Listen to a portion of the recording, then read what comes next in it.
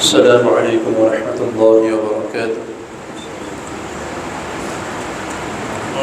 الحمد للہ الذی ہدانا لہذا وما كنا لنهتدی لولا ان ہدانا اللہ۔ اللهم صل وسلم على نبینا محمد صلی اللہ علیہ وسلم، اما بعد۔ حضرت محترم، اللہ تعالیٰ کی توفیق سے خرید و فروخت کے احکام مسائل آپ کے سامنے اختصار کے ساتھ بیان کیے جا رہے ہیں۔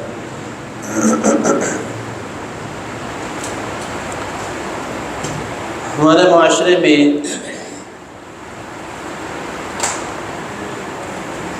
اکثر جو ہے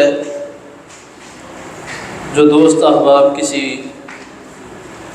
اور ملک کے لیے سفر کرتے ہیں،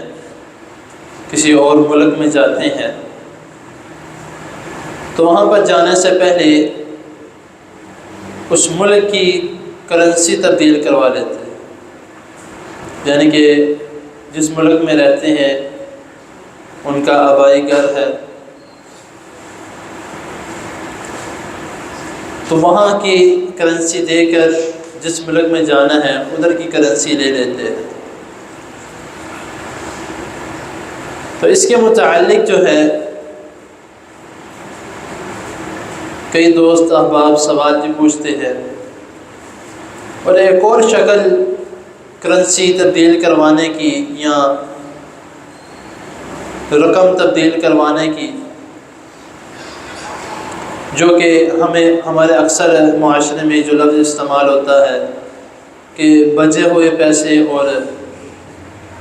ٹوٹے ہوئے پیسے،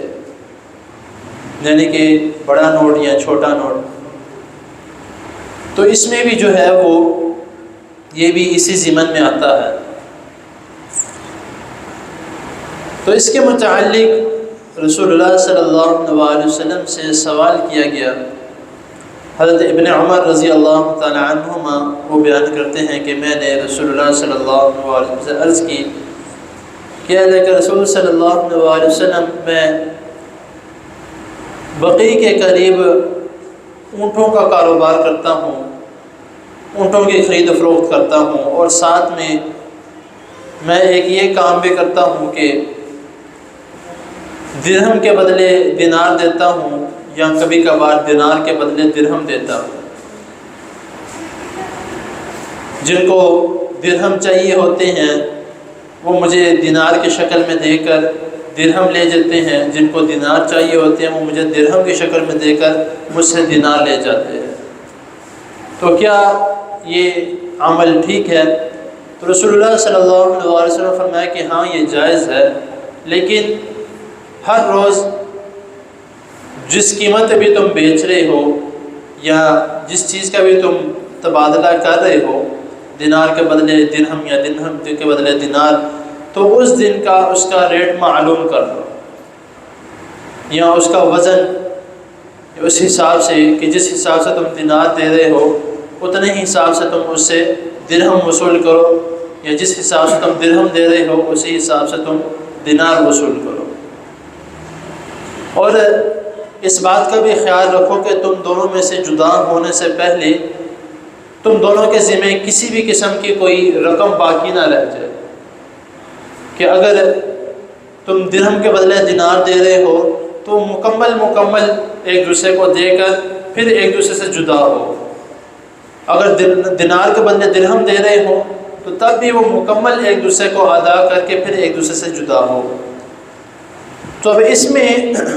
آج کے حساب سے ایک آ جاتا ہے کہ کرنسی کا تبادلہ، کہ جو دوسرے ملک کی کرنسی میں تبدیل کیا جاتا ہے، تو اس میں بھی کئی ہیرا پھیری ہوتی ہے۔ اگر آپ کرنسی اس ملک میں پتہ کرتے ہیں تو وہاں پر کم ہے، اگر اپنے ملک میں پتہ کرتے ہیں تو یہاں پر زیادہ ہے۔ تو اس میں بھی جو ہے وہ خیال کرنا چاہیے کہ کہیں دو نمبری تو نہیں کی جا رہی،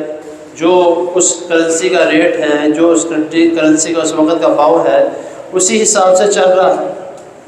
کیونکہ یہ بھی اگر اضافی اس میں رقم لی جاتی ہے، مثال کے طور پہ آپ 5,000 دیتے ہیں کہ اس کے بدلے مجھے کسی اور ملک کی اتنی ہی رقم دی جائے، وہ جتنی بھی بنتی ہے، تو وہ آپ سے کہتا ہے کہ نہیں مجھے 5,500 روپیہ دو گے تو پھر تمہیں 5,000 جتنی رقم ملے گی، تو یہ سود کی ضمن میں آ جائے گا۔ اسی طرح جب ہم بینک سے پیسے لینے کے لیے جاتے ہیں تو جب ہم ان کو رقم دے کر ان سے رقم وصول کرتے ہیں، جس طرح اکثر عید کے موقع پر کوئی نئے نوٹ وغیرہ لینے جاتے ہیں، تو تب بھی اسی طرح کیا جاتا ہے کہ ان سے اگر 5,000 کے ہم نے چھوٹے نوٹ نئے نوٹ لینے ہیں تو وہ کہتے ہیں کہ ہمیں 5,200 روپیہ دیا جائے گا، تو پھر ہم 5,000 کے آپ کو نئے نوٹ دیں گے۔ تو یہ جو اوپر والی جو رقم ہے یہ سود کی ضمن میں آ جاتی ہے۔ تو اس سے ہمیں بچنا چاہیے، جو طریقہ کار نبی کریم صلی اللہ علیہ وسلم نے بتایا ہے اسی کے مطابق ہمیں چلنا چاہیے۔ یہ طریقہ نبی کریم صلی اللہ علیہ وسلم نے ضرور ہمیں دے دیا، اس کا موقع دے دیا کہ یہ ہمارے لیے جائز ضرور قرار دیا کہ ہم تبادلہ کر سکتے ہیں، لیکن جب اس کے اوپر رقم ڈال کے کی جائے گی تو وہ سود کے ضمن میں آ جائے گا، جس سے نبی کریم صلی اللہ علیہ وسلم نے یہ کلمات کہہ کر یا یہ الفاظ کہہ کر کہ اس دن کا ریٹ جو ہے وہ اس دن کا باؤ جو ہے اس کے بارے میں معلوم کر لو، پھر آپس میں تبادلہ کرو۔ تو یہ ایک بات کہہ کہ نبی کریم صلی اللہ علیہ وسلم سارے شک کے دروازے جو ہیں وہ سارے سود کے یا گناہ کے دروازے نبی کریم صلی اللہ علیہ وسلم بند کر دیے ہیں۔ تو اسی لیے جب بھی اس طرح کا عمل کیا جائے تو سنت کے مطابق کیا جائے۔ اللہ تعالیٰ کے حضور دعا ہے اللہ تعالیٰ ہمیں جو سنا اس کو سمجھنے کی، اس پر عمل کرنے کی توفیق عطا فرمائے۔ جزاک اللہ۔